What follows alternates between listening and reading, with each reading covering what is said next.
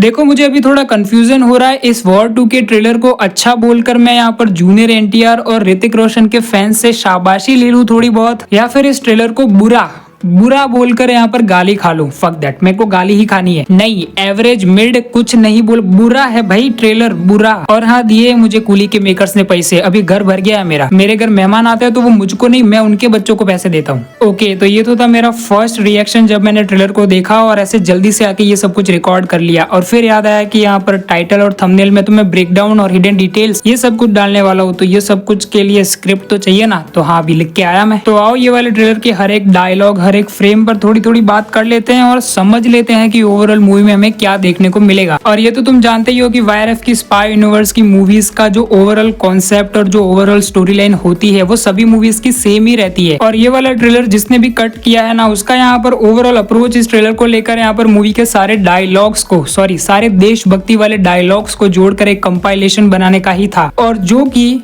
आपको पसंद आ सकता है लेकिन मेरे को वियर्ड लगा। ट्रेलर की स्टार्टिंग से लेकर एंड तक सिर्फ डायलॉग्स। सॉरी मैं रिव्यू नहीं ब्रेकडाउन करता है, तो ट्रेलर का जो पहला शॉट है ना, वो हमने टीजर में भी देखा था, ऋतिक रोशन का वो आईज वाला शॉट, जो कि ये आईज वाले शॉट्स यहाँ पर हेविली यूज करते हैं लोकेश कनगराज अपनी मोस्ट ऑफ द मूवीज में। हाँ बोला ना, पैसा आ चुका है। और बैकग्राउंड के अंदर एक डायलॉग चल रहा होता है जो कि यहाँ पर कंटिन्यूएशन है वॉर पार्ट 1 मूवी का, जहाँ पर की वॉर के पार्ट 1 में तुमने देखा ही था ना कि एंड में यहाँ पर कर्नल लूथरा से मिलकर कबीर यही तो कहता है कि अब मैं यहाँ पर किसी सिस्टम का पार्ट बनकर अपने देश के लिए काम नहीं करना चाहता, मैं फ्रीली यहाँ पर अपने तरीके से काम करना चाहता हूँ, क्योंकि यहाँ पर 40 रुपए किलो के भाव में धोखे वोखे मिलते रहते हैं। एक्चुअली उसने ये नहीं कहा था, उसका मतलब ये था कि ये पूरा सिस्टम करप्ट है और यहाँ पर बाहर से ही देश की सेवा की जा सकती है, अंदर से नहीं। एंड एक्चुअली इसी को लेकर यहाँ पर टाइगर 3 के पोस्ट क्रेडिट सीन के अंदर भी हमें कर्नल लूथरा का ये वाला डायलॉग भी सुनने को मिलता है ना, जहाँ पर कि वो ये कहते हैं कि कबीर यहाँ पर बुराई को मिटाते मिटाते खुद बुरा ना बन जाए। तो इन्हीं सारी चीजों का यहाँ पर कंटिन्यूएशन दिखाते हुए ट्रेलर के पहले ही डायलॉग में यहाँ पर ये क्लियर कर दिया जाता है कि वो शैतान तो नहीं बना है, यानी कि उसने बुराई का रास्ता तो नहीं चुना है, वो यहाँ पर देश की सेवा ही करना चाहता है, लेकिन इन हिज वे, काफी डिफरेंट तरीके से, जो कि यहाँ पर रॉ के रूल्स एंड रेगुलेशंस को मैच ना करता हो। एंड इसीलिए यहाँ पर उन्होंने उसके पीछे लगा दिया है जूनियर एनटीआर के कैरेक्टर को, जो कि एक वेपन है, ऐसा एक डायलॉग हमें सुनने को मिलता है। और अब अगर यार तुम्हारे दिमाग में ये सवाल आ रहा है ना कि यहाँ पर मूवी का जो वो स्टार्टिंग पॉइंट होता है ना कि यहाँ पर हाँ ये चीज हुई है, तो इसके सर्कमस्टेंसेस के तौर पर हमें ये सारी चीजें दिखाई जाएंगी। अगर थोड़ा समझने में दिक्कत हो रही है तो सिंपली यहाँ पर कबीर ऐसा क्या करेगा जिससे कि यहाँ पर रॉ को एक वेपन ही तैयार करना पड़ जाएगा, यानी कि जूनियर एनटीआर का कैरेक्टर विक्रम। तो मेरे ख्याल से वो ट्रिगरिंग पॉइंट होगा कर्नल लूथरा की किडनैपिंग बाय कबीर। और यहाँ पर कबीर ने कर्नल लूथरा को किडनैप क्यों किया है उसका भी एक ओवरऑल रीजन मैं तुमको बता सकता हूँ। अभी देखो, मैंने अभी फिलहाल में ही वॉर के पार्ट 1 को देखा था हिडन डिटेल वाला वीडियो बनाने के लिए, और हाँ ये वीडियो नहीं देखा तो यहाँ पर लिंक मिल जाएगी डिस्क्रिप्शन में, या फिर आई बटन पर क्लिक कर भी देख सकते हो। तुमको वो कबीर का पहला नैना वाला मिशन याद है? नहीं, घुंघरू टूट गए वाला नहीं, यहाँ पर जब वो इलियासी को पकड़ने के लिए नैना को अंडर कवर मिशन पर भेजता है उसके घर में, एंड कहीं से इन्फॉर्मेशन लीक हो जाती है और यहाँ पर इलियासी नैना को मार डालता है, जिसके बाद कबीर टूट जाता है। लेकिन अभी यहाँ पर सबसे बड़ा सवाल ये उठता है कि यहाँ पर वो इन्फॉर्मेशन लीक की किसने थी। एंड उस मोमेंट पर हमारा और कबीर का सबसे पहला शक जाता है यहाँ पर कर्नल लूथरा के ऊपर, लेकिन यहाँ पर फिर वॉर की स्टोरी कहीं और निकल लेती है और वो पूरा सौरभ वाला कांड हो जाता है और हमारा ध्यान इन सारी चीजों से हट जाता है। लेकिन मैं अभी यहाँ पर फिर से तुम्हारा ध्यान वहां पर लाना चाहूंगा कि यहाँ पर नैना के अंडर कवर ऑपरेशन का यहाँ पर पता सिर्फ कर्नल लूथरा और कबीर, सिर्फ इन दोनों को ही था, क्योंकि यहाँ पर मिशन को जस्ट स्टार्ट करने के वक्त ही उसने बताया था। और उस वक्त तो यहाँ पर सौरभ की गद्दारी की वजह से यहाँ पर कबीर का ध्यान कर्नल लूथरा पर नहीं गया, सिर्फ शक ही था उसको। लेकिन हु नोज कि यहाँ पर हमें वॉर 2 के अंदर ऐसा कुछ दिखाया जाए, ऐसी कोई चीज, ऐसी कोई सिचुएशन दिखाई जाए जिसकी वजह से कि यहाँ पर कबीर का शक यकीन में बदल जाए और वो कर्नल लूथरा को किडनैप कर दे और यहाँ तक कि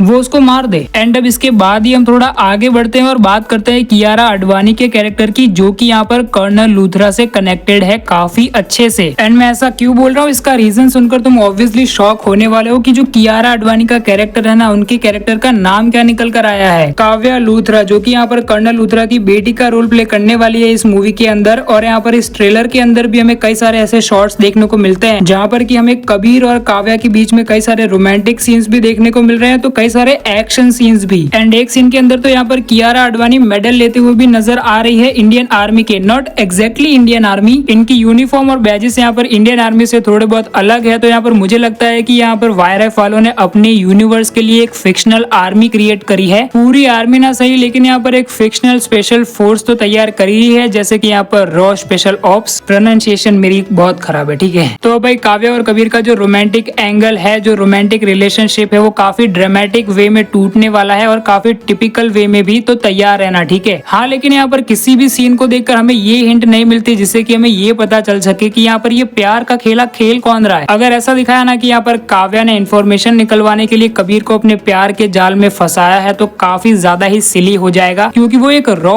एजेंट है भाई, और रॉ का बेस्ट एजेंट है वो, तो ऐसे तो बेवकूफ नहीं बनने वाला वो, ठीक है। और अगर ऐसा दिखाया कि यहाँ पर कबीर ने यूज किया है काव्या का और काव्या के प्यार का उसके बाप को किडनैप करने के लिए, लेकिन अभी वो अपना हीरो है तो उसको सच में प्यार हो गया है, तो वो उसको सारी बातें बता भी देगा, और वो भी एक वेकेशन में, क्योंकि यहाँ पर फाइट करते हुए नजर आ रहे हैं हमें यहाँ पर वेकेशन वाले कपड़ों में, ठीक है। और हमें काफी इंटरेस्टिंग शॉट भी हमें देखने को मिलता है ट्रेलर के अंदर, जहाँ पर की जो अपना कबीर है वो यहाँ पर खालिद की फोटो के सामने खड़ा रहकर थोड़ा इमोशनल वाला पोज दे रहा है। अब देखो, मैं ज्यादा उम्मीदें तो नहीं रख रहा हूँ यहाँ पर वॉर 2 की स्टोरी लाइन से, लेकिन यहाँ पर अगर उनको कुछ यूनिक करना है ना, तो जो यहाँ पर वॉर के पार्ट 1 में जो वो क्लाउन नहीं क्लोन वाला यहाँ पर प्लास्टिक सर्जरी करवाने के बाद जो डुप्लीकेट बनाते हैं ना, वो पूरा कॉन्सेप्ट यहाँ पर वापस इंट्रोड्यूस कर सकते हैं वॉर के पार्ट 2 में भी, और शायद कि यहाँ पर खालिद ही वापस आए। सो इसके बारे में तुम्हारा क्या कहना, तो मुझे कमेंट्स में लिख के बताओ, ठीक है। और यहाँ पर अभी जूनियर एनटीआर के कैरेक्टर की बात करें तो एक सीन में, प्लेन वाले सीन के अंदर ही उनकी आंखों से आंसू आता हुआ नजर आ रहा है। तो देखो, आदमी सिर्फ 2 ही चीजों की वजह से रोता है, एक प्यार और दूसरा प्यार। तो तुम क्या कहोगे अगर यहाँ पर जूनियर एनटीआर, कियारा आडवाणी और ऋतिक रोशन के इन तीनों ही कैरेक्टर्स के बीच में लव ट्रायंगल दिखाया जाए? और मैं तुमको बोल रहा हूँ कि यहाँ पर पॉसिबिलिटी है। बाकी यहाँ पर जूनियर एनटीआर के कैरेक्टर को इस तरीके से रोता हुआ क्यों दिखाएंगे, और क्या ही इमोशन शो कर सकते हैं वो? माँ वाला इमोशन वो ऑलरेडी दिखा चुके हैं यहाँ पर खालिद के साथ, लेकिन यहाँ पर अगर रिपीट करने की आदत लग ही चुकी है इन्हें, तो यहाँ पर हो सकता है, ठीक है। देशभक्ति में रो रहे हैं, नहीं हो सकता। अपनी टीम की मौत की वजह से रो रहे हैं, अभी उनकी टीम दिखाई तो नहीं गई, लेकिन यहाँ पर ये हैवी पॉसिबिलिटी है कि जूनियर एनटीआर की भी कोई यहाँ पर टीम हो, स्पेशल टीम हो, जो कि मर जाए और उसके बाद उन्हें रोना आ सकता है। लेकिन मुझे पर्सनली ऐसा लगता है कि यहाँ पर लड़की का चक्कर ही होने वाला है बाबू भैया, और अगर लड़की ऐसी हो तो कोई क्यों ना रोए। ओके, थोड़ा ज्यादा हो गया, अभी आगे बढ़ते हैं। नहीं, आगे बढ़ने का मेरा कोई मूड नहीं है, जितना एनालाइज करना था उतना एनालाइज कर दिया। अब मैं तुमको मेरी पर्सनल फीलिंग्स बताएगा, जो कि मैंने वीडियो के स्टार्टिंग में भी बताई थी। जितना भी एसेट यहाँ पर वॉर 2 को लेकर निकल कर आ रहा है ना, उससे तो मुझे यही समझ में आ रहा है कि अयान मुखर्जी वो बनने की कोशिश कर रहे हैं जो वो नहीं है, और यहाँ पर शायद प्रोडक्शन हाउस यानी कि वाईआरएफ और वाईआरएफ के स्पाई यूनिवर्स की मूवीज की जो वो पूरी इमेज है, उसके तले यहाँ पर अयान मुखर्जी की अपनी क्रिएटिविटी दब चुकी है। यहाँ पर उन्हें मौका मिला था अपनी क्रिएटिविटी दिखाने का, और उन्होंने दिखाई भी थी। टाइगर 3 के पोस्ट क्रेडिट सीन में वो पूरी रेड कलर ग्रीडिंग के साथ लग रहा था कि हाँ यार, अयान मुखर्जी की क्रिएटिविटी, उनका प्रोडक्ट है ये। लेकिन यहाँ पर वॉर 2 के टीजर ट्रेलर्स को देखकर बिल्कुल भी नहीं लगता कि यहाँ पर इसके डायरेक्टर अयान मुखर्जी हैं, और ये सिद्धार्थ आनंद के उस लेवल को भी मैच नहीं कर पाते, तो यहाँ पर कहीं बीच में ही अटक कर रह जाता है ये प्रोजेक्ट। अब मैं सिर्फ ये आशा कर सकता हूँ कि यहाँ पर मूवी के अंदर मुझे यहाँ पर ऋतिक रोशन की ऑरा फार्मिंग जमकर देखने को मिले, जिससे कि मैं एंजॉय कर पाऊँ। ओके, तो अब इस वीडियो को यहीं पर एंड करते हैं। अब तुम्हें ये वीडियो कैसा लगा, मुझे पता है बहुत बुरा लगा होगा, तुम मुझे कमेंट्स में लिख के बताओ, ठीक है, सारी चीजें। बाकी यहाँ पर कमेंट में ही मिलते हैं, अभी तो आगे क्या वीडियो बनाऊंगा पता नहीं है मुझे, ठीक है, मिलता है, बाय।